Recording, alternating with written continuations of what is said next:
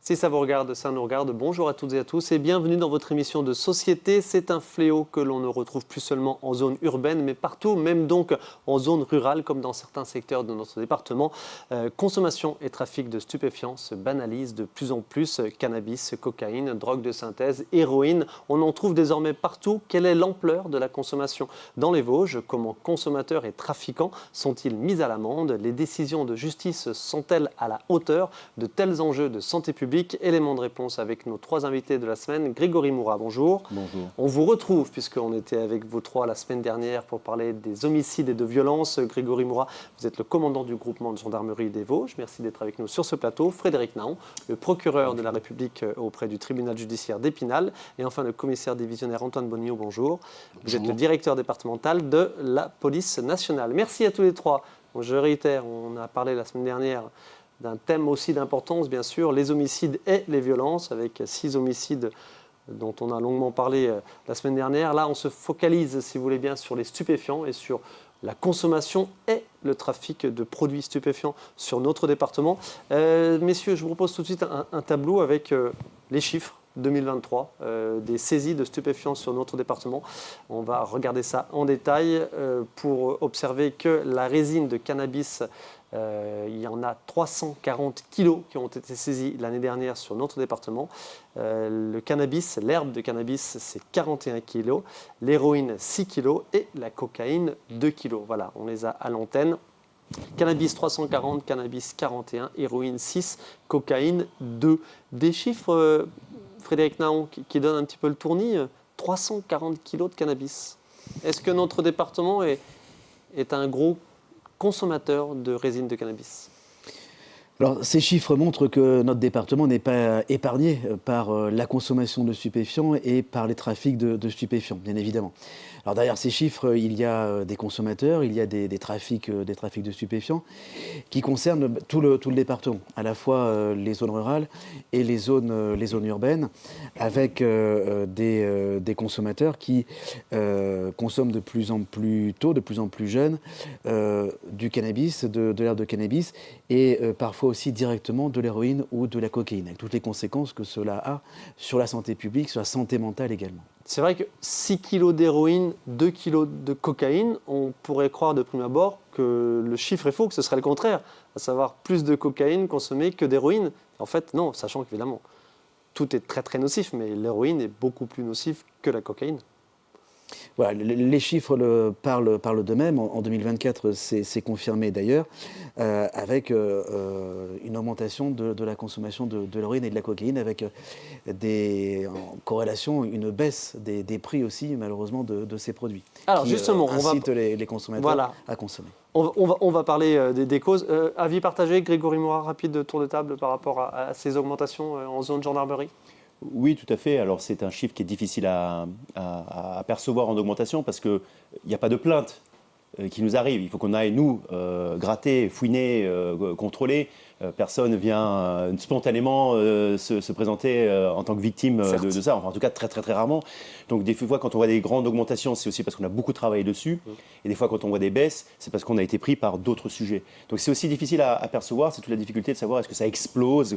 Le sentiment quand même partagé, c'est qu'on le voit quand même en effet un peu plus répandu, plus démocratisé. Et en tout cas, il y a moins de gêne dans la population pour fumer un joint en marchant dans la rue ou à une pause café ou en sortie d'un bar et autres. Et c'est ça que je trouve est assez frappant et différent. Le titre de cette émission, stupéfiant, même en zone rurale, vous le confirmez? Et on le confirme, oui. On le voit, hein, j'ai sorti ma petite carte pour étayer cela, et en effet, on le voit dans toutes les petites communes, aucune n'est épargnée sur le département. Je pense que c'est aussi en lien avec le fait qu'aujourd'hui, ce n'est pas aux consommateurs d'aller chercher ces stupéfiants. On a des livreurs de stupéfiants, et un tiers maintenant des stupéfiants sont livrés directement au consommateur. Et c'est fini le point de deal au coin de la rue, enfin c'est fini. En tout cas, en zone rurale, nous, on n'a pas ce phénomène de quartiers qui sont aux mains de narcotrafiquants. On n'a pas ce phénomène-là. Par contre, n'importe qui dans sa commune rurale peut aller commander un peu de résine, un peu de cocaïne, et on vient lui livrer. Donc toutes les difficultés, notamment pour nous en zone plus rurale et périurbaine, c'est de capter ces flux, capter ces livreurs, tantôt de roues, tantôt même trottinettes électriques ou en voiture, tout simplement. Pardon, question de Béotien. Par voie postale, ça se fait?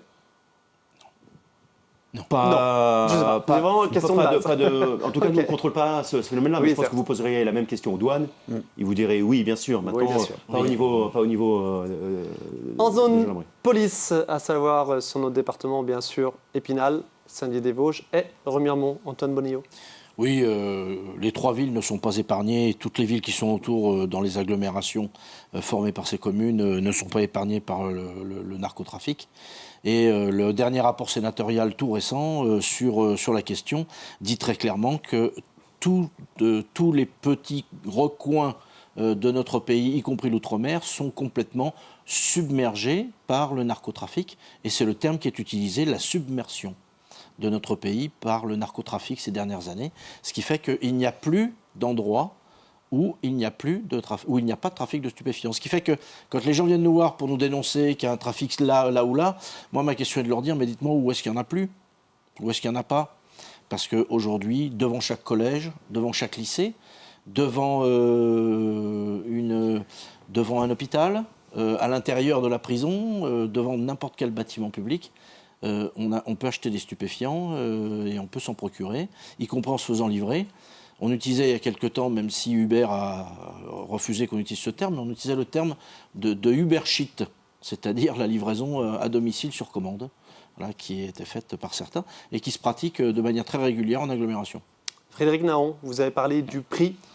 C'est une composante importante en ce qui concerne notre territoire. On va voir un tableau à titre d'information, évidemment, sur le prix des stupéfiants. Alors sachez, pour votre information, que voilà, le prix des stupéfiants est le suivant. Cannabis, résine ou herbe, on est entre 8 à 10 euros le gramme. La cocaïne, on est entre 60 à 75 euros le gramme. 50 euros a priori par endroit sur notre département. Et l'héroïne, 10 à 15 euros le gramme. Ça, c'est très très peu. Il y a des départements où ça peut être 3 fois plus cher. L'héroïne peut être 3 fois plus chère. Allez, on reste, j'ai envie de dire, sur le cannabis, qui est vraiment la drogue, hélas, la plus répandue et qui peut concerner de plus en plus de monde. Pourquoi des prix bas dans les Vosges, Frédéric Naon? Alors le prix, c'est un élément essentiel du trafic. Le prix, pour le trafiquant, c'est un appel d'offres, hein, tout simplement. Le trafic de stupéfiants, c'est un commerce qui est particulièrement lucratif pour les trafiquants, qui génère des revenus particulièrement importants et qui entraîne, on l'a vu, on y reviendra peut-être, des saisies de numéraire ou d'argent extrêmement importantes, 100 000 euros à Saint-Dié d'ailleurs au mois d'avril, par exemple. Donc le prix, oui, il est essentiel. Et ce prix, on le voit hein, dans ce que vous avez montré, eh bien, il va inciter, faciliter la consommation d'héroïne et de cocaïne avec des prix parfois qui sont cassés, hein, des soldes, hein, quasiment. Alors il y a des produits de coupage aussi, hein, qui rendent encore plus nocives les drogues qui sont revendues. Y a-t-il un laboratoire, y a-t-il des laboratoires sur notre département? Alors sur notre département... Ce qu'on appelle un laboratoire, pardon, c'est vraiment le terme grand public, mais... Alors, de fabrication de drogue, non, pour en parler. On a des livraisons, des approvisionnements qui se font soit vers les Pays-Bas, le Luxembourg, ou depuis, enfin, voilà, ou à destination de plus grandes agglomérations. Ok, et justement, donc effectivement, la proximité des pays Benelux, ça joue un rôle dans le prix de ces stupéfiants, indéniablement? Oui, tout à fait, avec des axes routiers qui facilitent ces trafics. Antoine Bonillo, l'opération Place Nette, justement, le procureur vient d'en parler. C'était en avril dernier à Saint-Dié-des-Vosges. On a vu quelques images du quartier Kellermann, c'était donc à Saint-Dié. On verra quelques images de la conférence de presse que vous avez organisée dans la foulée. Rappelez-nous les chiffres de cette opération d'envergure. Il y en a régulièrement sur notre département, mais celle-ci, forcément, à l'instar de l'opération nationale donc, qui avait été lancée par Gérald Darmanin à l'automne 2023, voilà, il y en avait une à Saint-Dié. Oui, effectivement, nous avons organisé une opération Place Nette sur un secteur qui pouvait correspondre à la définition de ces opérations Place Nette, puisqu'il fallait au départ une très grosse enquête judiciaire sur des faits avérés de gros trafic de produits stupéfiants, qui devait à terme non seulement mettre fin au trafic, mais également permettre un retour à la normale pour les habitants du quartier dans des configurations dégradées connues depuis malheureusement de nombreuses années. C'était le cas à Kellermann. Le nombre d'interventions et le nombre de produits saisis? Alors nous avons pris une belle quantité de produits, de l'argent, beaucoup de choses dans cette affaire. Je ne vais pas détailler parce que c'est une information judiciaire qui est ouverte quand même, donc cela relève du juge d'instruction, l'enquête est en cours. Ce que je puis vous dire, c'est qu'il y a eu plus de 15 personnes d'interpeller, de présenter au magistrat instructeur qui les a écroués dans la foulée, qu'il y a un bon nombre de personnes qui sont aujourd'hui donc sous les verrous à cause de ce trafic qui persistait sur le secteur de Kellermann à Saint-Dié-des-Vosges, qu'un bon nombre de choses ont été prises, et le plus important pour que l'enquête tienne, c'est les conversations téléphoniques et tout ce qui a permis de démarrer cette enquête, puis de la poursuivre dans les meilleures conditions possibles. Je vous demande quand même, y en aura-t-il d'autres à l'avenir? Il y en avait eu une précédemment, c'était ce quartier Saint-Roch, toujours à Saint-Dié-des-Vosges. Il y en a eu d'autres sur notre département. Alors, il y en a en préparation? L'opération de Saint-Roch était une opération, disons, plus ordinaire. Ce n'était pas une place nette. La seule place nette du département, ça a été l'opération Kellermann. On ne dit pas qu'il n'y en aura pas ou qu'il y en aura une, on ne le sait pas. Mais en tout cas, si un trafic suffisamment conséquent nous est révélé, il est tout à fait certain que nous monterons une opération de type place nette. Frédéric Naon, la réponse judiciaire à une opération d'une telle ampleur, quelle a-t-elle été? Quelle est-elle en cours toujours, bien sûr? Alors, l'opération Place Nette dont on vient de parler était réalisée dans le cadre d'un dossier d'information judiciaire, donc le juge d'instruction. Mais en réalité, il y a les opérations Place Nette, alors qui n'ont pas ce label-là, mais tous les mois, je dirais, en lien avec le parquet, soit au niveau de la police ou au niveau de la gendarmerie. La réponse pénale, elle est claire. À l'issue de l'enquête, alors qui peut durer plusieurs semaines, eh bien, les principaux trafiquants sont présentés devant le tribunal en comparution immédiate pour être jugés directement à l'issue de la garde à vue, avec, dans la majorité des cas, de lourdes peines qui sont prononcées avec des mandats de dépôt. Confiscation également de l'argent, confiscation de voitures, confiscation d'avoirs criminels qui sont liés à ces trafics. Y a-t-il de plus en plus de comparutions immédiates? On a tendance à dire, on entend forcément des fois la justice est lente. Quid des comparutions immédiates, de leur évolution récente ou à venir? Alors, il y a une augmentation du nombre de présentations et des comparutions immédiates en 2023, c'est très clair. En 2024, les chiffres sont en train d'être consolidés. Mais oui, pour ces dossiers-là, la réactivité, la fermeté, elle est extrêmement importante. Et on a également, dans certains cas, pour des trafics de stupéfiants de moindre ampleur, des présentations en plaidé coupable également qui peuvent être décidées. Mais là encore, avec la volonté d'un jugement directement, immédiatement à l'issue de la garde à vue. Pour mettre un terme au trafic tout de suite après l'enquête. Alors là, on parle des trafiquants, revenons sur les consommateurs. Antoine Bonillo, à combien s'élève l'amende pour consommation de stupéfiants sur la voie publique? On a le sentiment qu'il n'y a pas beaucoup d'amendes qui sont mises aux consommateurs en flagrant délit, j'ai envie de dire, sur la voie publique. Vrai ou faux? Alors c'est faux, on en met de plus en plus. Et en 2024, on a doublé les chiffres de 2023, qui eux-mêmes avaient été doublés par rapport à 2022. Donc ça illustre une présence plus forte. Voilà, une forte mobilisation des effectifs de police et de gendarmerie sur ces thématiques. Mais c'est vrai que on ne peut pas dire que le fait qu'une personne ait des stupéfiants et se trouve sur la voie publique suffise à la verbaliser par une amende forfaitaire délictuelle. En effet, il faut certaines conditions. D'un Pour pas qu'elle montant soit de- récidive. Alors, si nous la verbalisons, le montant est de 200 €. Mais il ne faut pas que cette personne soit en récidive et on doit rester avec des seuils de quantité. Voilà. D'accord. Donc, si une personne a 10 grammes de résine de cannabis sur elle, on va pouvoir faire une AFD. Si elle a 100 grammes de résine de cannabis Amende sur elle, on ne forfaitaire. pourra pas faire une AFD, il faudra faire une procédure plus traditionnelle. Voilà. Ok. Zone gendarmerie, vous confirmez? Je confirme, tout à fait. Vous menez aussi, vous, que sais-je, à Darney, à Mirecourt, à Provence-sur-Fave, des contrôles inopinés. C'est une priorité qui est nationale, qui a été aussi érigée comme priorité par mon chef, le général Kim, au niveau régional. Donc c'est la priorité des priorités, j'ai envie de dire. Donc en effet, on le décline aussi au niveau du département. Et il est fort à parier que lorsqu'on va devoir établir les plans de sécurité du quotidien, qui nous a été demandé par le ministre Retailleau il y a 2 semaines en conférence à Paris, notre action contre les stupéfiants sera en tête de ces différents plans. Et toutes les actions qu'on va mener, beaucoup vont tourner autour de la lutte contre les stupéfiants. Mais moi, j'ai envie de dire, il faut aussi qu'on change le regard sur le consommateur. On parlait en effet du consommateur. Et je pense que c'est vrai qu'il faut le remettre au centre de nos préoccupations et de notre action. Et que le regard change en disant, vous financez des grands groupes criminels. Vous financez des grands groupes criminels qui font du trafic d'armes, qui font du trafic d'êtres humains, qui font de la contrebande, de produits phytosanitaires, qui mènent la vie dure, qui tuent des policiers, des gendarmes dans d'autres pays, enfin même aussi chez nous, bien sûr. Le joint festif, qui d'ailleurs n'a rien de festif, le joint festif a des conséquences. Il alimente tout ça. Et s'il n'y a pas de fumeurs de joints festifs, il n'y a pas tous ces grands groupes criminels derrière qui mettent à mal l'autorité de l'État dans certains pays, dans le nôtre aussi, dans certains quartiers, qui polluent la vie des gens normaux qui veulent juste aspirer à la tranquillité, à puis un équilibre socio-économique. Et ces gens-là les empêchent de vivre. Donc là, je pense qu'il faut le dire et le redire et le répéter à chaque fois.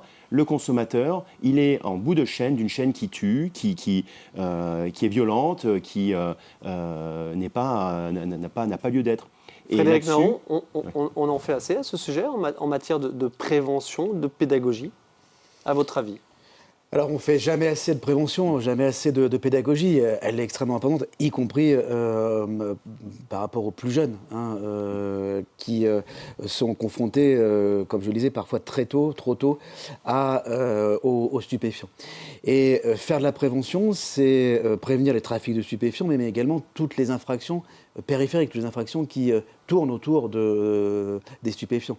À savoir des violences, notamment Voilà. de plus en plus fortes. On a parlé de violences Tout la à semaine fait. dernière. Alors, il y a des violences qui sont en lien direct avec le trafic de stupéfiants. Un règlement de compte, alors on en a eu un à Neuchâteau, l'information judiciaire en cours, mais en début 2024. Avec un homicide à la fin. Tout à fait, avec un homicide finalité. tout à fait à la fin. Et on a aussi de plus en plus de violences qui sont commises dans un contexte de personnes qui sont sous l'emprise de produits stupéfiants. Alors c'est une circonstance aggravante d'ailleurs dans ces conditions. On a toute la délinquance d'appropriation, les vols, on a parlé des prêts tout à l'heure. Pour acheter des stupéfiants, il faut de l'argent.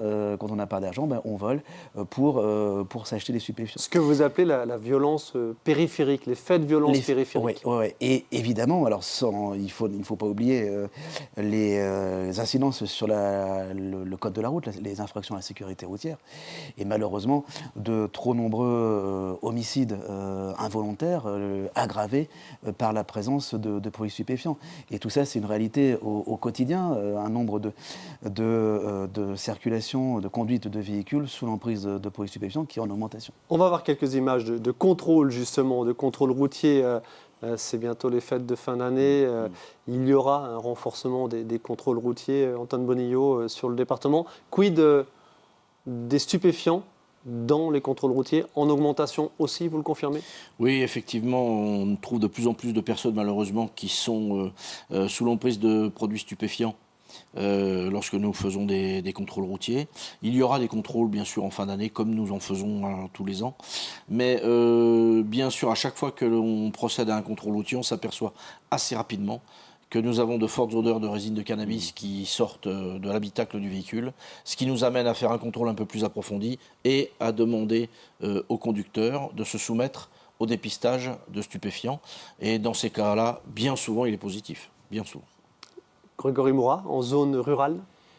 Donc les images sont très parlantes, celles que vous montrez. On voit bien aussi les moyens que l'on déploie, notamment le chien stupéfiant, comme on dit. Donc on a 2 chiens stupéfiants à la caserne gendarmerie ici à Épinal. À demeure sur les Vosges. À demeure sur les Vosges, qui travaillent bien sûr sur tout le département.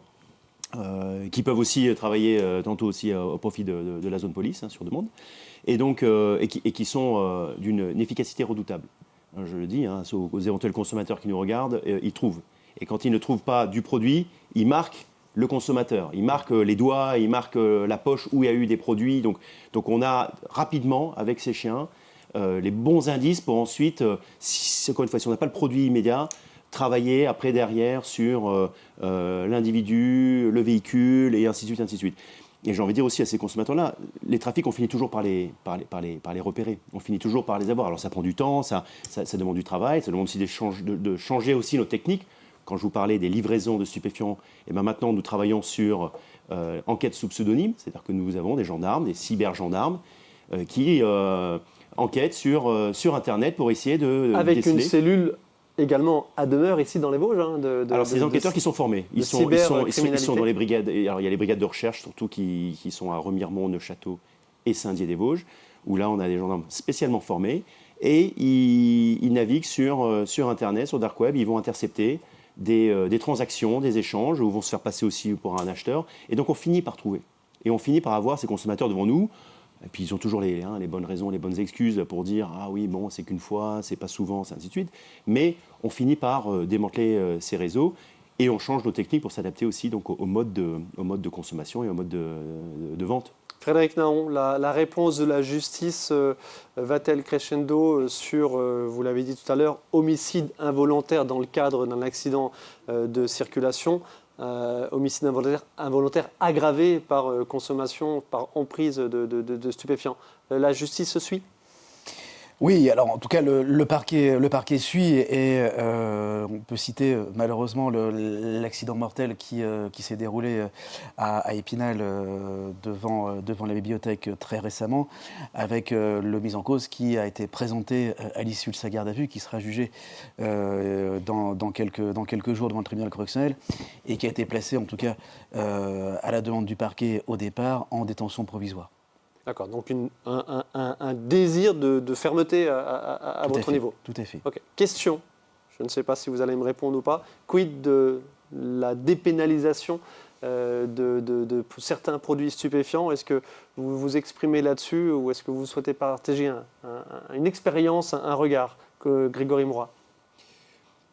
Moi, je pense que si on fait ça, c'est un peu un aveu d'échec. C'est quelque part considérer que on n'a plus les moyens de bien lutter, donc on lâche un peu du terrain. Mais ça va, le terrain, quand on donne ça, on le sait, quand on donne ça, on va vous prendre ça ensuite. Et je pense pas, et il y a des expériences qui ont été peu concluantes dans d'autres pays, qui montrent bien qu'en fait, ça ne résout pas, ça déplace le problème, mais ça ne le résout pas complètement. Et moi, j'aimerais pas arriver, vous prenez l'exemple là, de consommateurs de fentanyl, à qui on donne quasiment de quoi se droguer à San Francisco. Ça a fait le tour un petit peu des médias. Et puis ça a été un point dur lors des élections américaines. Et il est vrai, quand on regarde les reportages, on voit les gens, on leur donne de quoi se droguer et ça ne règle pas le problème. On dit oui, mais c'est de la drogue du coup plus sûre, plus propre, moins... Mais, qui ne génère pas de trafic. Qui ne génère pas de trafic, mais si. Après, le trafic, il s'adapte, il évolue en permanence. Il faut dire aux gens, ça c'est nocif pour vous. Derrière, ce sont des narcotrafiquants, des criminels, donc arrêtez. Et je pense que la prévention, en effet, on doit en faire encore plus. Alors, je sais que nous, au niveau gendarmerie, on va essayer de mettre le paquet là-dessus avec les écoles, mais aussi avec des clubs sportifs, dans le milieu de l'entreprise. On a approché quelques entreprises là, pour parler de cela, via des conventions et des interventions lors de leur journée sécurité et autres. Et il faut qu'on multiplie nos vecteurs et nos canaux de prévention. Antoine Bonillo, sur la dépénalisation ? Oui, ce que je peux dire, c'est qu'en parlant du fentanyl, cette drogue nouvelle qui est un opiacé de synthèse, aux États-Unis, ça fait 80 000 morts l'an passé. Donc c'est énorme. Voilà. Dire qu'on va dépénaliser les drogues, entre guillemets, douces, On peut revenir dessus. Autrefois, les drogues naturelles qui étaient issues des pays Afghanistan et Maroc arrivaient avec un taux pour le cannabis de THC, tétrahydrocannabinol, c'est-à-dire la substance active, de moins de 2%. Voilà. Aujourd'hui, par recoupement et recoupage qui sont faits principalement en Hollande, les chimistes arrivent à créer des OGM qui sont aujourd'hui entre 15 et 20% de THC dans le produit. Donc on est sur des produits qui sont 10 fois plus concentrés. Donc il n'y a plus de drogue douce. Aujourd'hui, 2-3 joints pour une personne qui n'a jamais consommé de drogue, 2-3 joints de suite suffisent à le rendre dépendant de ces nouveaux produits. Donc il n'y a plus de drogue douce. Frédéric Naon. Il faut donc sévir dans tous les cas. On l'a compris. Frédéric Naon. Même position. J'ai vu trop les dégâts de la consommation de drogue, et y compris du cannabis. L'expression de drogue douce, pour moi, n'est pas bonne. Elle n'existe pas. Toutes les drogues sont nocives. Un cas que je cite souvent à l'audience, où en plaider coupable, quand j'ai des consommateurs en face de moi, c'est des conséquences sur de très jeunes enfants, des bébés, voire des bébés à naître, qui, parce que leur mère, leurs parents, consommer des produits stupéfiants qu'il faut sevrer dès leur naissance et qui ont ensuite des conséquences toute leur vie liées aux stupéfiants. C'est ça la réalité. Les overdoses aussi, on en a malheureusement beaucoup trop. Et dépénaliser les drogues dites douces, c'est nécessairement augmenter les trafics de stupéfiants portant sur de l'héroïne, de la cocaïne ou d'autres drogues. Donc le problème serait déplacé. Les enjeux financiers, ils sont énormes, on les a rappelés tout à l'heure, et les trafiquants se reporteraient nécessairement sur d'autres drogues. Et sachant qu'en termes de santé publique également, il n'y a pas beaucoup d'études qui ont été réalisées sur cet aspect de santé publique de façon très globale. Messieurs, merci infiniment de votre participation à cette émission. Donc, deuxième émission en votre présence pour parler des stupéfiants. Donc, désormais, que l'on retrouve facilement sur l'ensemble, hélas, sur l'ensemble du département, donc même en zone rurale. Mais on l'a entendu, la réponse judiciaire se poursuit, et se durcit même, ainsi que les contrôles. Petit élément festif, si je peux me permettre. On est à l'approche des fêtes de fin d'année. Notre chaîne a lancé un jeu de calendrier de l'Avent. Donc, je vais poser une question et vous aurez l'occasion d'y répondre pour gagner, je cite, une bûche de la pâtisserie Lambert à Épinal, des places de cinéma et des entrées pour le parc d'attractions Frépertus City à Jean-Ménil. La question, on a donné la réponse au cours de l'émission. À combien s'élève l'amende pour consommation de stupéfiants sur la voie publique ? Avec, on a compris, un regard intéressant, enfin un regard si c'est une récidive ou pas. Mais bon, bref, à combien s'élève l'amende pour consommation de stupéfiants sur la voie publique ? Votre réponse par téléphone, par mail, en message privé sur les réseaux, etc. On vous trouvera. Merci messieurs, bonne continuation et à très vite sur le terrain. Merci beaucoup. Merci à vous de votre attention. On se retrouve la semaine prochaine pour une nouvelle émission.